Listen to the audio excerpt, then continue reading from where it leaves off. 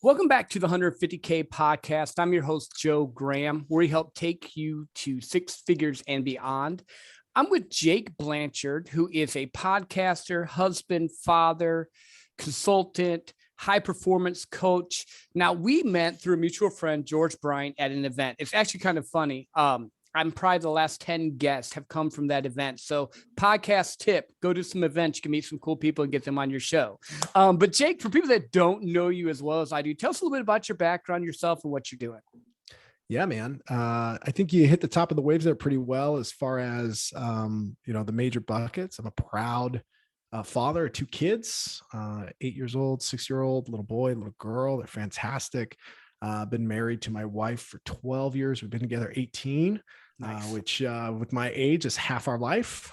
So proud of that milestone together. We've been, high school kids together and now, fairly well functioning adults, which is funny. But as you mentioned, from a career standpoint, I own a consulting firm. It's called Delta Perspective. I am focused on strategic planning, project management, process improvement. My educational background is in supply chain management. So I kind of nerd out on, logistics and sourcing and warehousing and all those fun things, and kind of sink my teeth in any project that has a mixture of that in it. And then, man, I've been on a personal journey for a number of years of just really getting in touch with who I am in my heart and in between my ears, and trying to understand how to optimize myself and find a good work-life flow, if you will.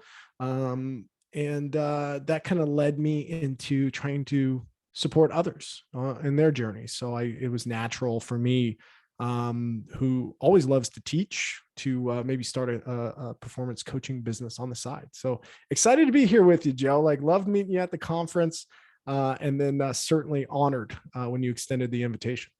Yeah, and I appreciate you being on. And first and foremost, congrats. I've been married to my wife for 20 years. We have 3 kids.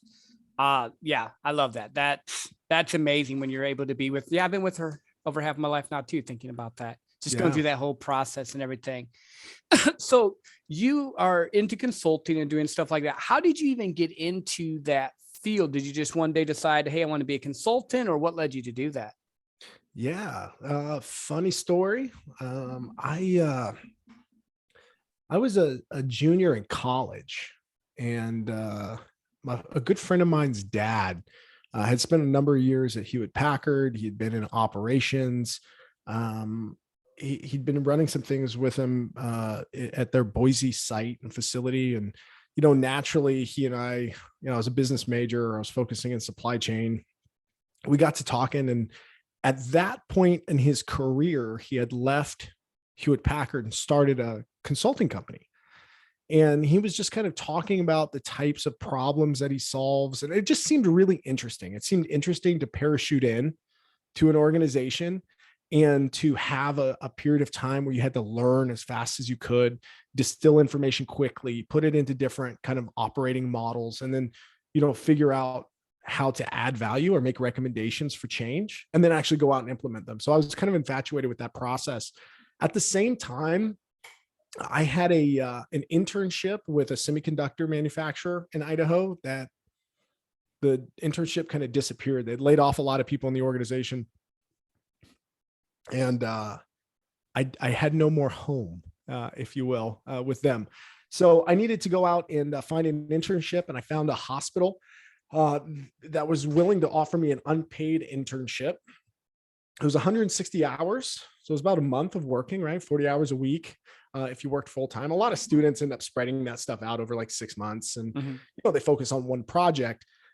I just showed up I went to Ross, Dress for Less. I went and got myself some dress shirts and started my, and I got my 160 hours in like the first month. Yeah. And I wasn't necessarily what I would consider done with my project. And I really enjoyed what I was doing. Like, I was learning a lot. So I was like, I'm just going to keep showing up. And then it really just turned into this thing for like 6 months. I just kept showing up to work. My badge worked. Nobody was questioning me. Like, I kind of felt like I was getting away with something there. And the guy who brought me on actually worked in another building. So nobody at that site knew the nature of my relationship with the organization. And, long story short, it became finals week. I'd been there for like 6 months. I'd learned a ton. I was starting to actually make impact. Mhm. And we had to sit down as I was getting ready to leave the organization. They're like, dude, we really like you. Like, we want you to stick around. We don't have any full-time employee positions available for this budget year, but we do have a discretionary consulting budget. We'd like to bring you on through that. Nice. And I was like, man, how interesting that is. Like, organizations are willing to spend money for outside eyes or for kind of resources assigned to a specific task or group of tasks to solve a problem. And then, pairing that with my conversation with Tom, which was the gentleman's name who had been doing the consulting, I was like, man, I wonder if I could be a career consultant. And what I realized was a lot of people try to talk you out of that. They're like, no, you need to go get 20 or 30 years worth of experience in a field and then go consult. And I just never prescribed to that. I was always like, no, this is about communication. It's like effective communication. This is about understanding a problem space and like getting to the heart of what's wrong, and then learning frameworks to help make that improvement. And if I can do those things over, say, 8 to 10 years, I can go be a consultant without 20 or 30 years of experience in one specific field. And so I started Delta Perspective Consulting in 2008. And then I got really serious about it in 2013. No, that's cool. So it's kind of like you had the internship, you realize that you're a problem solver. You were there, you just kept showing up and they're letting you get away with it. And all of a sudden you're like, wait a minute, I can just go do this and they'll pay me. That's great. I like that. That's a fun story. Yeah, man. It was definitely a fun time. The statement of work was really loose too. It was kind of like justify your existence. Like, go find us, opportunities for improvement and make recommendations. And so I found myself working on a lot of really compelling projects for this hospital. So we'd be doing like surgery constructs. We'd be looking at like the overarching surgery spend and looking at the different product sets that are brought in and trying to consolidate vendors and get physicians to agree on, what types of consumable products that we can get rid of. And like, it was fun. Yeah. It sounds a lot like what I did when I fell into sales, because I fell into sales. I was working for a pharmaceutical company. They downsized. I had a family. I was like 30 and I had to get a job, and I took 100% commission job. So like for the first 6 weeks, you get $300 a week. That's it. Yeah. And, and then you just have to be creative and you have to problem solve and figure out a way. And it's kind of the same thing. I was selling a product. You're going in, looking at a business and reshaping it into, being more efficient, saving money, whatever it was that your task was. But that's pretty cool. Yeah, absolutely. And this is, it's one of those things that you really have to be invested in. Like, I had to understand very quickly where my skills gaps were. Early on, I had a lot of really great ideas. I had no idea how to implement them. In fact, an early mentor in my career, Carlene, once sat down with me and she's like, there's like a valley. There's like somebody that has really great ideas and can get things moving. And what happens is those projects or those initiatives or whatever goes into this valley. And she goes, at this point in time, you're really great at thinking of solutions, but you're terrible at implementing them. Because at the time I was leading a organization in Idaho around supply chain as well, just like a professional organization. It was volunteer based. And I was having a really hard time as a leader. I was not leading well. I was not communicating well. I wasn't supporting that organization well. I thought the act of showing up and being a part of the organization was part of being successful. And it's not. Like, just because you can fog a mirror doesn't mean you're doing the thing. And it took me a while to understand, hey, you need project management. Oh, you need discipline around the way that you manage your own personal tasks. Oh, you need time management. Oh, you need to actually learn process improvement methods and how Lean and Six Sigma work. And like, if you want to do all the things that you're saying that you want to do, you have to be bolting on this skill set with purpose as opposed to organically. And that mindset shift really opened doors for me in the world of consulting. So, and that leads me to, because you mentioned like leveling up and getting better. Like, that's what I'm hearing through this thread. Like, you found an idea of what you wanted to do and you started doing it. And then first you're open for people to actually put input, which is key. and then you start leveling up. So how important is it for you to like have coaches and mentors, stuff like that? And how did you level up from there? Because I know this wasn't just one conversation. Yeah, I've gravitated to different people at different times in my life, depending on my recognition of what they're really good at, or something that I can learn from them or learn from being around them. Early on, there's a guy, actually, I just moderated a supply chain panel here in Boise, and one of the gentlemen who's the chief operating officer of the food bank here in Idaho was on the panel. He was one of my first mentors early on in my career. And one of the things that he told me absolutely blew my mind is that he kept his phone. And this was, not everybody had cell phones at the time, right? This is, for work. Mm-hmm. He had a desk phone, and he kept the desk phone on the left side of his desk because the 10 key was on the right-hand side of his desk. And the 10 key is opposite of the numbers on the phone. So the phone, the top left corner is the 1, on the 10K, the top left corner is a 7. Mm-hmm. And he separated them because his fingers left and right he could dial without looking with his left hand, and he could 10K key without looking with his right hand. Yeah. And he never had to make that transition. And so his potential for error reduced. And it was the first time that I had ever heard somebody like care about their potential for error in their day-to-day, really take pride in their work in that way, come up with like this fun little solution or this like standard that they personally hold themselves to, or that they do. And when I heard him say that, I was like, man, I wonder where I'm phoning in on just about everything that I do. And it's the way that I manage email. And it's the way that so like Randy was one of the first people that kind of opened that door around like mentoring and coaching. And then throughout the years, I found people who are big time strategic thinkers. I found people who are mentors around process improvement. I found people who are mentors around entrepreneurship, which, from you in the intro, you were talking about George Bryant. George is phenomenal. Yeah. I mean, I will go to any event that George puts on. I will rush to it. Just because of how much value he provides in those settings. Another gentleman, Bedros Cooley, and I went through the Modern Day Night Project as in class 001. And I learned a tremendous amount about myself and the way that I manage time and the way that I view my life. And so I've continually kind of evolved, and it's gone to a bigger and bigger scale of the way that I seek mentorship or insight or perspective. And I think that that's a core tenet of my personality. And I think successful people, at least from my perspective of successful people, that tends to show up is the inquisitive, how might I get better? How might I look things differently? How might I grow? Yeah, no, I'm with you 100%. Like I started getting into podcasting. I started reading more books. I started doing stuff. Now I'm starting to go to events, and I have people that have mentored me along the way. In the beginning, I didn't even realize I had mentors. Like I just, you're going through life, you're a new salesperson, whatever. And you're like, oh, cool. And then I'm like, well, this guy is really, really good. What is he doing that I'm not doing? Because I knew I could take myself to where I was, but I wanted to get to the top. So I'd always find these people to level up with. I like that.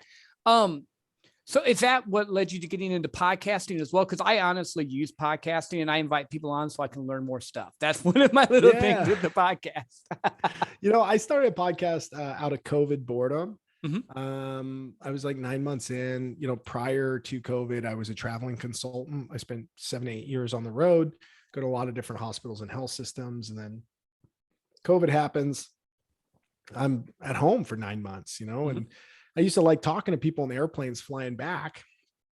I wasn't doing that anymore. And I was realizing there was a couple things happening. One, I wasn't learning the new stuff. I didn't have like the medium for like asking, what is that book? What are you reading? What are you doing? Like, oh, how about this event going on in the world? So I just didn't have that kind of outside perspective. Two, I was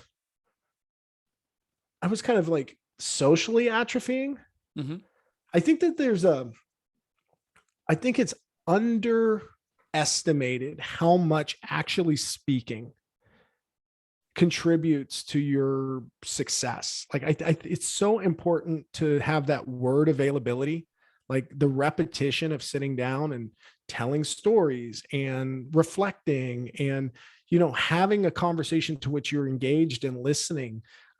We're hit with so much inputs, but we're not giving enough outputs. Mm-hmm. And I think a lot of times we used to do this around the dinner table or when families live closer to one another, or like there's a lot of like social situations and constructs that existed for us to be able to share information like this and find the words for things that we need to describe. And I found myself suffering from like an internal anxiety of not being able to get those words out and truly express how I feel about different things, including myself. Mm-hmm. And then also I've always kind of wanted to do one. It's just, it's closing the skills gap for me. And being comfortable just turning it on and going.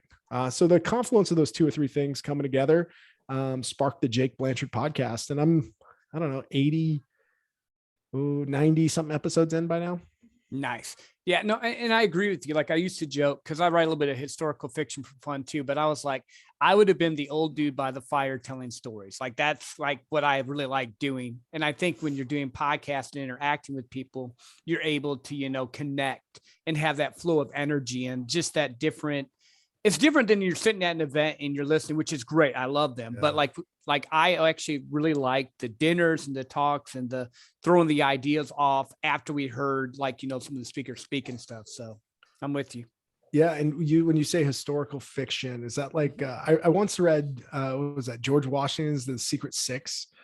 You ever read that or heard of that I've not book? read that. So for me, it's a little weird. I am pre-gun. Like I'm not against guns, like guns, own guns. But like when I write stuff, I like swords and shields and like the Romans, the Mongols, the Vikings, that era. Like I wrote this little, and it was actually funny. I wrote it on a whim. I was watching this TV show called The Last Kingdom. It's about Alfred the Great and how England becomes England, which is great.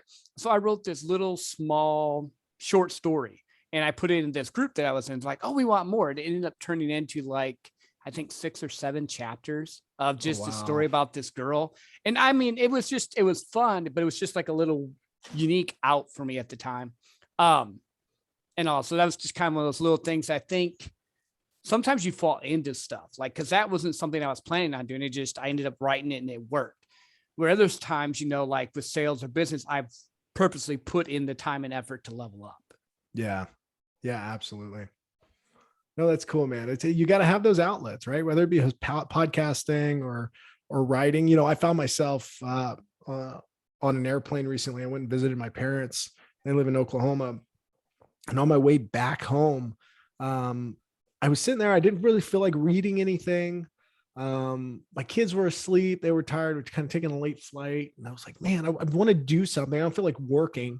And I used to write poetry. I spent years between the ages of about 13, 14, all the way until about 19 or 20, I would like try to write poetry. And I was like, I haven't done this in 15 years at least. Like, let me do it. And like, I was so mad at myself for abandoning that creative outlet.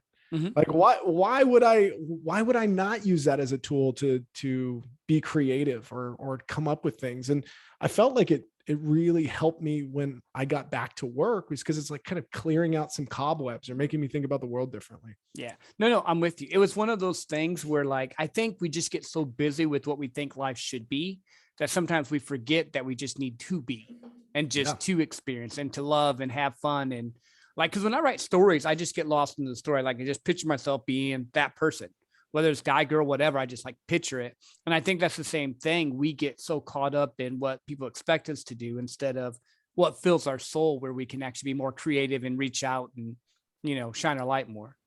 Well said, my friend. Yeah. You got my mind going there on that one. Yeah. So this goes back. Let's talk a little bit more about community, because we were at the event. We talked with a lot of people, and you actually, I'm going to commend you on this because you helped me do something I had never done before. So like I was in Montana in May and I did a quick little dip in the water. I said I did a cold plunge. I didn't. It was like 30 seconds. Wasn't that big. Wasn't that great. But I was like, oh yeah, I did this and all. We were, and I'll set the table real quick. I was sitting at the thing. I think there's a couple guys who said, hey, we're going to do the cold dip. And he's like, yeah, I'm going to do it. And like, And I walk out there. I don't remember if it was you or Gabe said, no, we're doing at least 3 minutes. I'm like, 3 minutes. I was thinking we're going to do 20 seconds. And we jumped in and I started like hyperventilating and breathing like crazy and all. And all of a sudden he's like, just breathe. And he like walked me through the moment. Then all of a sudden it just like clicked. So first, thank you for helping me get past that point, because when I first jumped in, I was like, oh crap, I want out. But then like you kind of just helped me walk through it. So I want to say thank you for that. But that was a really cool experience that I will remember forever. Absolutely, man. I tell you what, the cold, I am absolutely in love with it. And cold bath is a regular practice for me. And what I realize is so mental, and it's so much breathing. And like, to your point, like going into it, we tend to think, oh, this is a 15 to 20 second thing. And then when you get in the water, you realize as long as I can breathe through it and acclimate and just be confident that I'm going to be okay, all of a sudden you can stay in there for a considerable amount of time, as long as it's safe, right? I mean, depending on the water temperature and, how your body's been adapted and those types of things. I picked up cold plunges, and I mentioned the project, or the Modern Day Night project earlier. I picked it up there. The first time I ever got into an ice bath, it was 33 degrees. I had been working out and like hiking and doing all this stuff for like 36 hours straight or something crazy like that.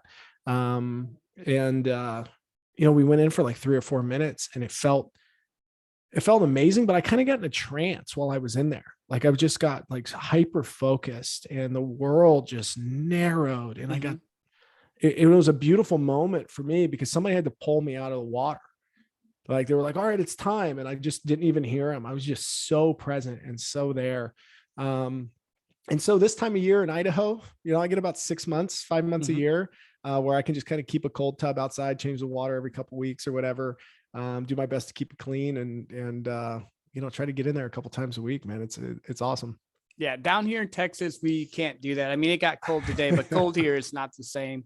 I'm originally from Michigan, so up there I could have, but no, I agree with you. When we were in the water, after about 90 seconds and I relaxed, it just like clicked. And it, like you said, that whole presence, like you just don't, if you haven't experienced it, it's like nothing else matters at that moment. I guess that's the best way I can describe it. You're just in the moment, which I think is rare. Yeah. You got to embrace the suck, man. It's, this kind of touches a vein that's really close to my heart right now, is like emotional and physical resilience, like our ability to seek out opportunities to be uncomfortable. I recently did something called Suck Fest. It was a 27-mile run, and every 0.2 miles you stop and do 15 reps of 2 different exercises. So you run 27 miles and you do 4,080 reps. And I wasn't training to run all that much before this. I was running a couple 5Ks throughout the months before. I was doing some basic stretching in my normal workout, but I went into that going, I'm going to do this. Like nothing's going to stop me from doing it. And of course I wish my time was a little better, or, whatever it is. But the reality of it is I did it. I completed it. I finished it. I pushed myself. I did something I truly did not want to do for a considerable amount of time. And I'm still riding the wave. I'm still like, I look back and I go, well, this isn't suck fest. Like whatever I'm doing, I'm like, it's not suck fest. This is way better than that. Yeah. And I think, people should try to apply that a little bit more into their life and think about pushing themselves out of their comfort zone in a reasonable way. Yeah. And I agree with you. I think the problem is most people don't like to be uncomfortable, and you have to be willing to get uncomfortable to do that type of stuff. Like I'm sure you've read David Goggins' books and how he pushes himself and does some of the crazy stuff. Stay hard. I think it's just being willing to put yourself in those situations, because that's where the growth is. Just like even in my limited, like I lift weights and do some exercise, stuff like that. But if I'm not pushing myself and feeling it, I'm not really doing anything. If you're not uncomfortable, you're not moving forward. Yeah. Yeah. I couldn't agree more. And it's pretty easy to get started, right? I mean, you can sit down and, I take a couple categories. How far do you think you can walk today? Write down a number. 10 miles. Okay. Double that number and start at 8 p.m. Great. So now I'm going to walk 20 miles starting at night. Like, yeah, that sucks, man. But like, just push yourself and then put yourself in a situation that you wouldn't normally be in. It's a fun way to look at it.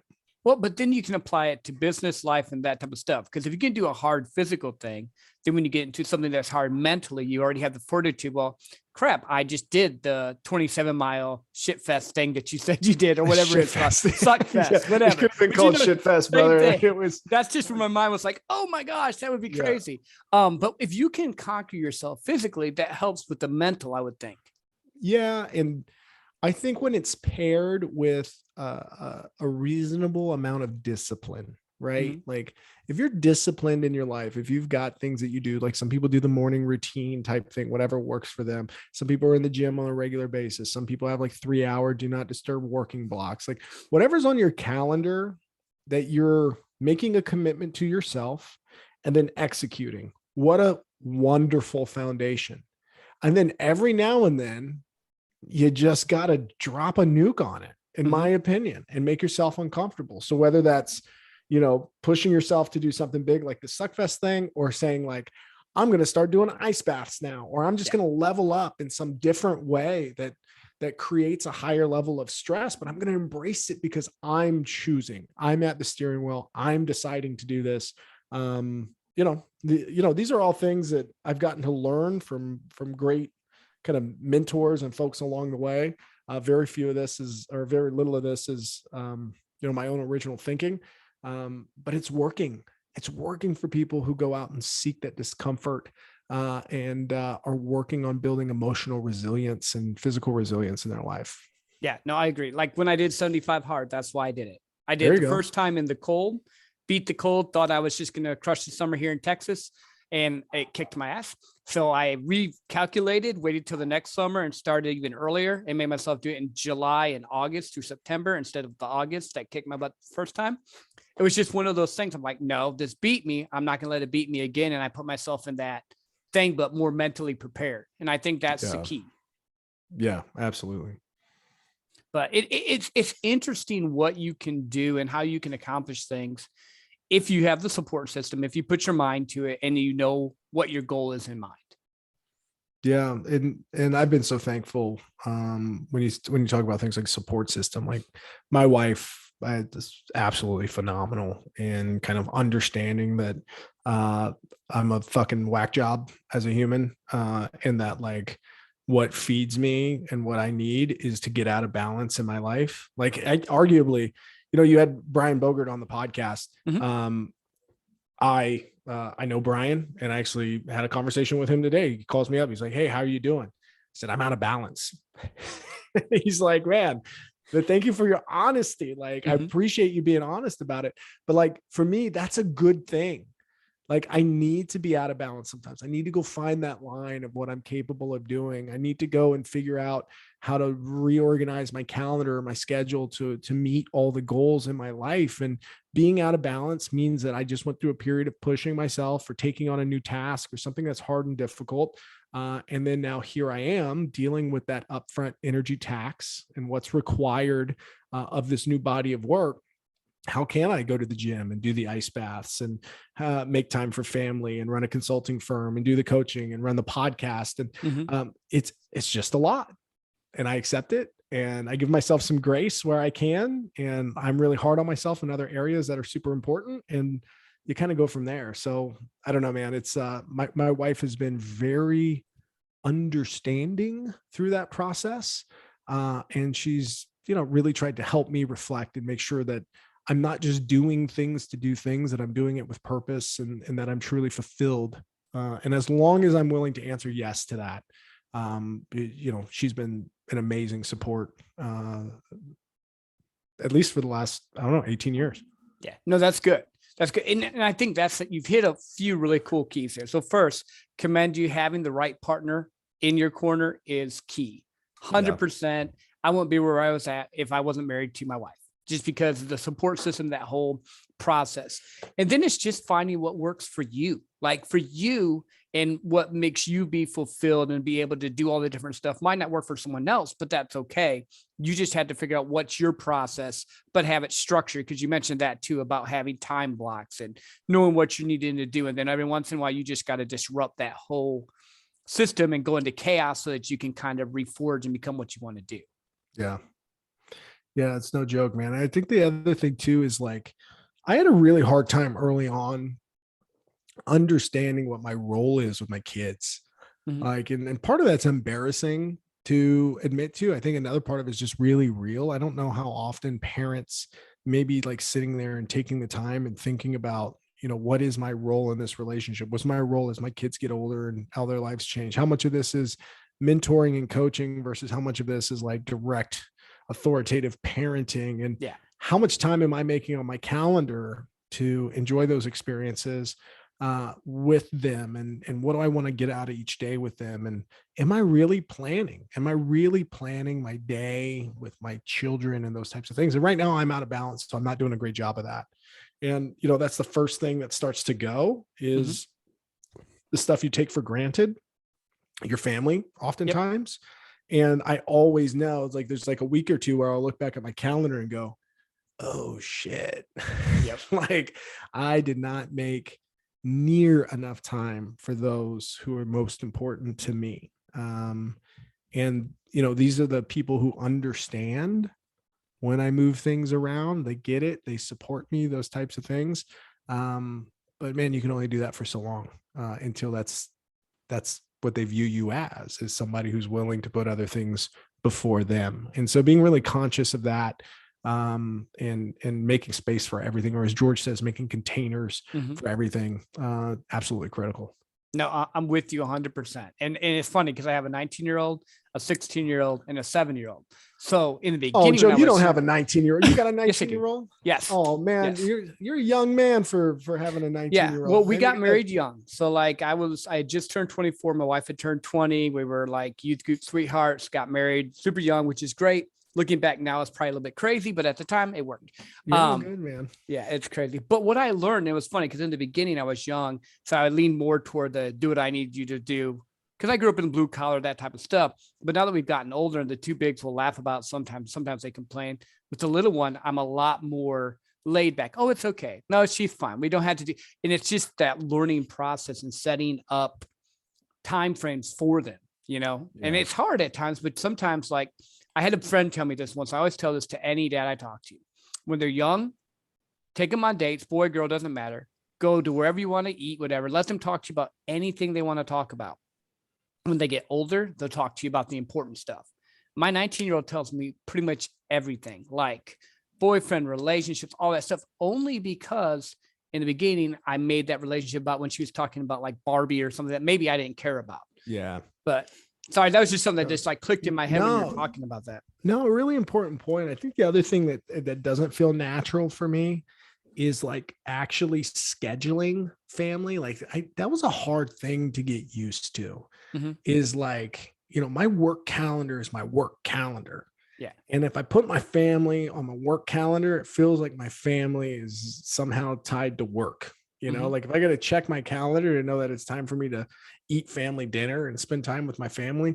But I can tell you that for me, if it doesn't make it on my calendar, like I'm a naturally like lazy person, a natural like procrastinator. If I schedule it, I'll do it.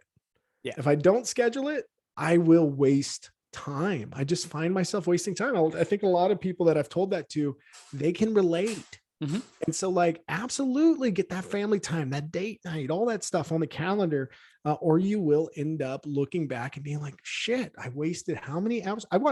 The other day, I watched like 6 episodes in a row of Seinfeld. That's not typical for me, but like, I just needed some like mindless, like, TV. Been there. Yep. And I'm like, what? And then the next day I get up and I'm like, what could I have done with my wife in that time that could have made our relationship more meaningful or deeper? What could I have learned? What could we have done together? Like, how could I have served her in some other way? Like, how could I help myself out today, Jake of the future, by doing something yesterday that, as funny as George Costanza is, it's not quite as important about what's going on in my life right now. And so, again, that was a result of not time blocking. And, I guess the default operating system for me is Jerry Seinfeld, I suppose. Yeah. Well, and we all do it. Like this last weekend, I just let myself, actually even today, so I got off work a little bit early because I'm done with my sales job for the year.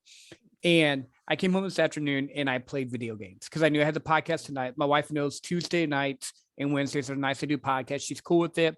And then I tried to, if I'm doing 2 on one day, then that Wednesday I don't do it. I try to block it off. But this afternoon, I just needed time to I played this silly little game. And for me, it was okay, but I have to allow myself to be like, okay, I chose to do this. That's great. Knowing that later on, I'm going to do more stuff. And then my daughter came up to me a little bit before I got on the podcast with Brian, which was before this. She's like, hey, play this game. And I took like 10, 15 minutes and we were playing the little game with her. And it's just having the ability to adapt, but not beating yourself up too much if you do have to. Because I think we could fall into both camps. Yeah. And, there's no hard and fast rule here, but there's certainly some really great advice that I heard around schedule time to do nothing. Right.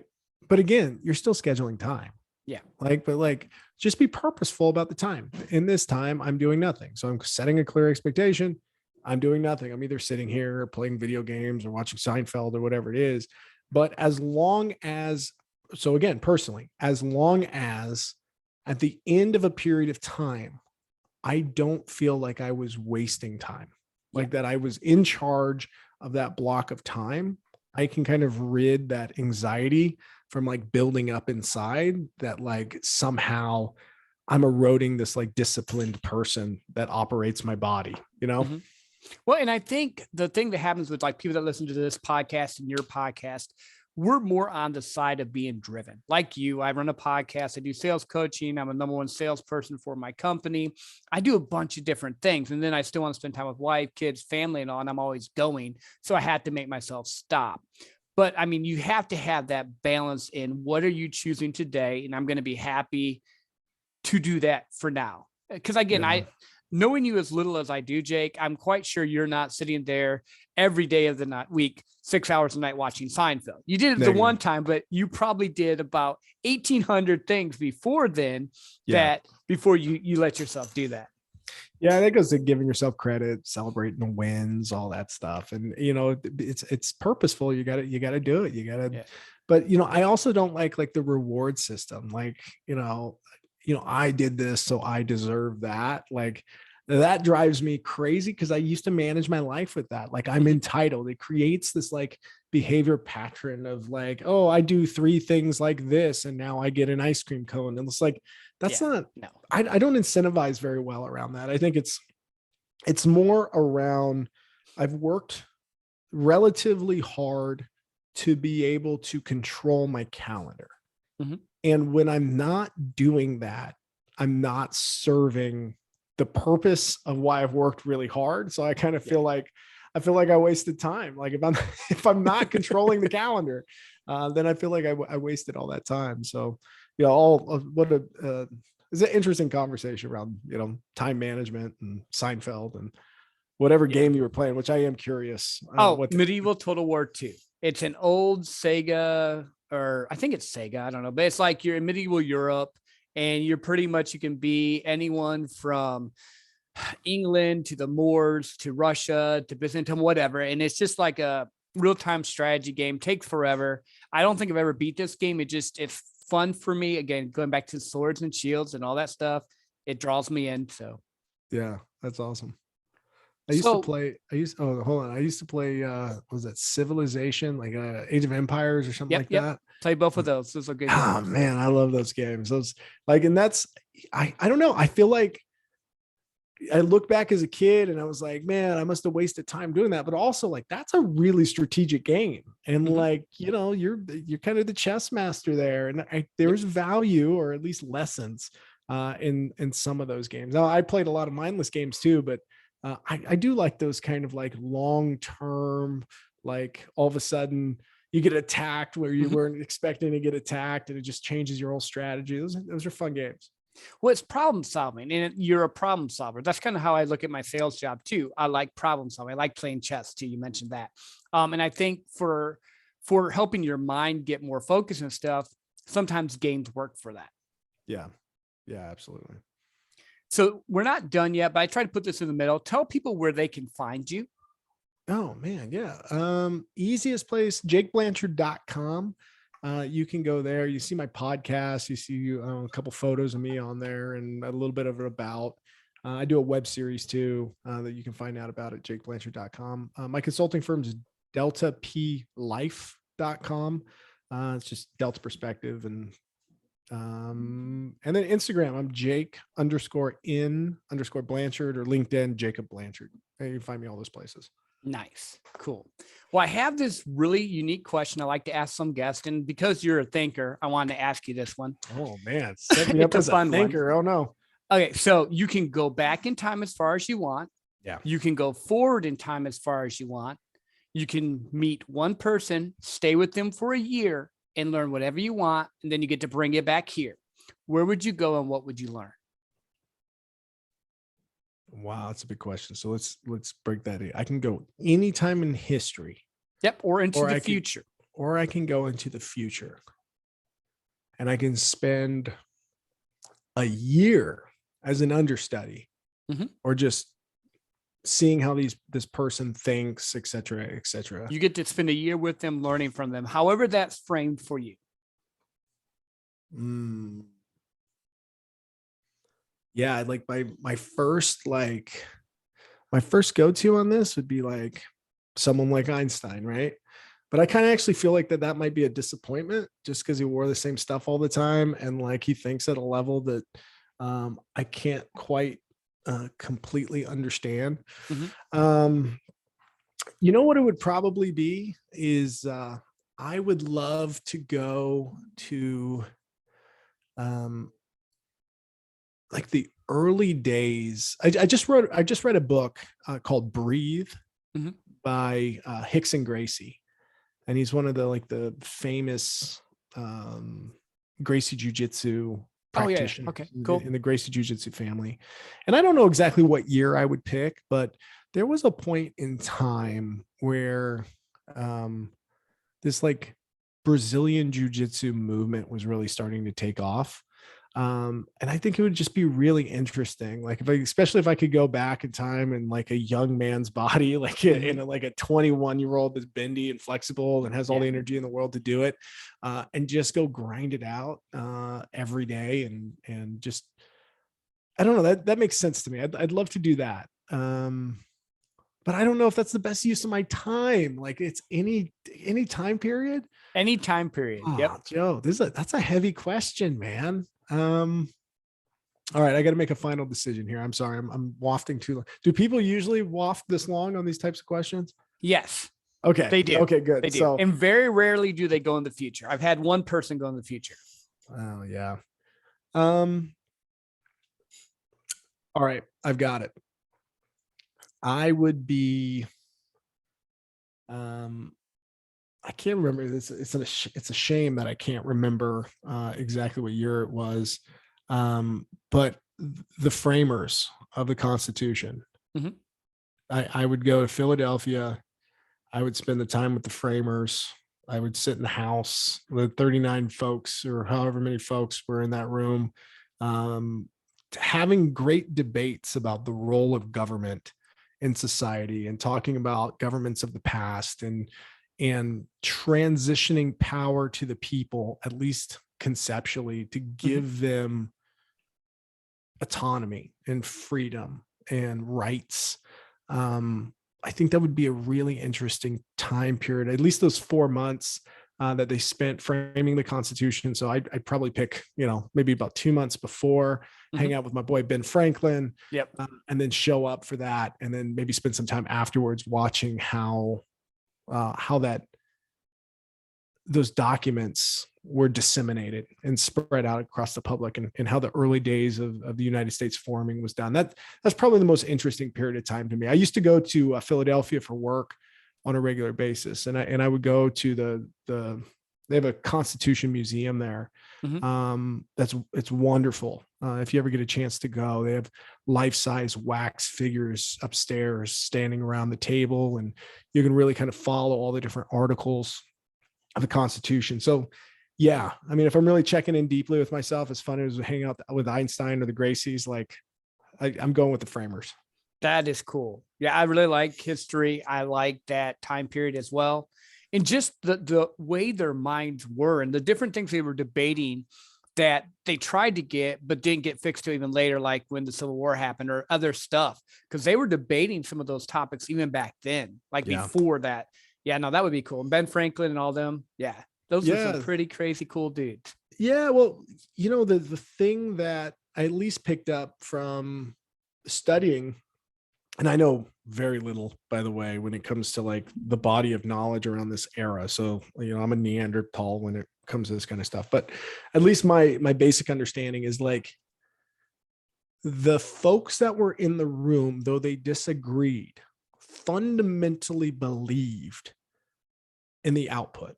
They believed that a nation had to come together. They believed that those colonies and those sites had to unify in a way, and they were willing to make concessions and put debates on pause for the greater good of the people, so that there wasn't these like long periods or an extreme, even more extended period post the Revolutionary War of instability. Like we need leadership. And we need a way of doing business together from a government standpoint. And we need to have faith in our elected leaders and that they will serve the people in this really interesting, what do they call it? A constitutionally limited democratic republic that was formed, the first of its kind. Yep. So, what a cool period of time. No, it totally was. And the fact that they agreed to disagree and move forward, and many of them ended up being broke, lost their lives, so many different things. But for the idea that men could make their own choice and not be under tyranny. Yeah, I love that stuff. Like I'm with you 100% on that. And I think too, like when I reflect on that period of time, like it wasn't a perfect, like there's this like viewpoint today where we look back at those people and we're like, well, you didn't let, minorities and people like that own land, or women couldn't vote, and there were still slaves. And like, yeah, there was a lot of blind spots. And there was a lot of opportunity for improvement viewed through the modern eye. Absolutely. And I think though the foundation was built in a way that we could kind of build the structure that we're in today. That, arguably, as long as it's not completely bastardized, which I think politicians are doing a pretty good job doing right now. But at least the spirit of the doctrine allowed a lot of those things to kind of get fixed over time. Yeah. And that's what I was thinking, that whole point, they got a framework, and then 50 years later, they fixed the issue of slavery. Then about another 50 years later, we started fixing allowing women to vote and just different things to the point now it's gotten better. Is it perfect? No, but it's a lot better. It should have happened a lot sooner too, but what can you do about it? Right. That's just, it's our history, man. It's our history. And there was a lot of, unfairness about it. But I tell you what, it's a lot better than going back into like, we elect King George Washington, and now King George is going to tell us what to do for the next 400 years. Could you imagine the place that we would be in if we allowed that type of, monarchy or tyrannical structure to take hold? We certainly wouldn't have the progress that we have today. So there's a lot of good in it. Yeah. There's just pivots in time that happen that affect the world. And if it would have shifted a little bit one way or the other, the world would be so different, which is just so crazy to me. Now I'm getting into my little historical vein because I like that stuff. But like there's this one battle, and I'm gonna nerd out for just one second. There's this one battle in England that Alfred the Great was going to be done. He was hiding in a swamp. He called a bunch of farmers to fight, for lack of a better term, Viking, which you would call Viking warriors. They were actually Dane swordsmen that were actually trained from youth to fight. And the farmers beat the swordsmen, and that's why England's here, which it shouldn't have happened. Like that one battle would have changed the course of the world, because if England wouldn't have been made, it would have been Daneland. Would they have explored? Would America have happened? Like one little crazy battle in the 800s. And we just think about that. Then think about, how are you here? The random of like the pairs of people, if you go back, that stuff's just crazy to me. That's why I'm like, be grateful for what you have, try to get better, do your best. Is life always fair? No, but do your best, become who you can be. And here, at least you have the opportunity to try. 100%, brother. I couldn't agree with you more. Yeah, I love that. Any other like words of wisdom? I know we talked about a bunch of different stuff. I was going to start talking to you about the Brazilian Jiu-Jitsu, but then you went on the historical thing, and I just went, ah! I'm like, I've tried. Well, we can do that. I did do that once, meaning I went to a thing. I have a buddy that does it, and I tried it out, and I liked it. But I know they were being super nice to me, and like the master guy there, the head, I don't know what he was called, to be honest. I'm calling him the master. He was letting me do stuff. He's trying, and I know I sucked at it, but I was so tired after doing it we did it for like 2 hours, 6-minute rolls or whatever. Yeah. And I didn't even know what I was doing. Like it takes years, man. It's it's a gentle, the gentle art, it's, for those, maybe your listeners who aren't as familiar with Brazilian Jiu-Jitsu, it is a grappling art. Historically, it has deep ties to judo. There was a brand of jiu-jitsu called Japanese jiu-jitsu, really related to judo, incorporated some additional things like submissions. I don't know exactly which ones were introduced, but I just know it evolved a bit. And then this family called the Gracies, really took this art of jiu-jitsu, specifically Elio Gracie, who was a small man in stature, and started adapting jiu-jitsu to fit a smaller frame, to be able to beat a larger opponent. Mm-hmm. And it really focused on technique and body mechanics and small movements, and just, pulled in some different ideas from different martial arts, and it became this thing. And it proved out really well in the world for years as being one of the more effective or most effective martial arts. And we see it today in the UFC. Mm-hmm. A lot of the ground game that's happening, the arm bars, the chokes, I'm hopelessly addicted to it. I'd love to do it more. If I could do it 6-7 days a week, I absolutely would make time to do that. But to get your body in the shape where it doesn't hurt is like a 2-year thing. And you got to be in a good gym too. Like, there's a lot of gyms out there. Well, there's some gyms out there, I should say, that, there's just some monsters in there that maybe don't dial it back a little bit. And I thankfully found a really great gym here in Idaho. It's run by Professor Keith Owen. It's awesome, man. And it gives me, you can't really think about anything else when somebody's trying to choke you. Yeah. Like, it puts you in that, we're talking about the ice bath earlier, your singularity of focus. It's hard to think about anything else when somebody's like going after your neck or your arms, or you got to kind of defend yourself, or you just don't want by pride or ego, you just don't want to get tapped out. And you should, by the way, like, you should tap if somebody's got you, but the introduction of that martial art in my life really was a catalyst for so many positive improvements. And I'd strongly suggest it for anybody. And I wouldn't even worry about physical ability or anything like that. Like, it will come. They say a black belt in jiu-jitsu is a white belt that did not quit. That's all it is. Mm-hmm. You just show up and willing to do it. And you'll probably put up with a few minor nagging injuries at a minimum. And you'll grow as a person, Joe. Yeah. Yeah. No, I probably will go back. Like, right now I'm doing weightlifting. I do a lot of walking. I do a heavy bag and stuff. I liked it, but your fight or flight definitely kicks in. Like, especially when you're just in there, and I understand what you're saying in that moment, and you're just like, and especially because I didn't know what I was doing at all. That was even more tense. How tense people get when they're doing it. That's like all their muscles fire because they don't know which muscles to use, and like what parts of your body to relax. It takes a while. It really does take a year or two to kind of figure out how to just kind of stay calm and flow through it. And when you're actually in danger versus when you're not in danger. But once you kind of figure it out, it's empowering. Yeah. When it's just like business, I think of it that way. Same thing. You're like, when you're starting out with your business, you don't know what levers to pull, how to do it, but you have to just keep sticking it out and learning and growing. And That's just kind of how my mind works with this. What other words of wisdom do you have for my guests before I let you go? Dude, love, man, love and grace. That's what the world needs right now, is some love and some grace. I mean, I've been reflecting a lot on, like, I got to make sure that I'm not putting prerequisites on the love that I'm willing to give other people. Like, they don't need to prescribe to a certain ideology. They don't need to agree with me on everything or feed my echo chamber. Also recognizing that they're an individual and they're having a human experience and they're on their own journey in their life. And I need to give them space to have that. They're not always going to say the right things. They're not even, by the way, what are right things? Yeah.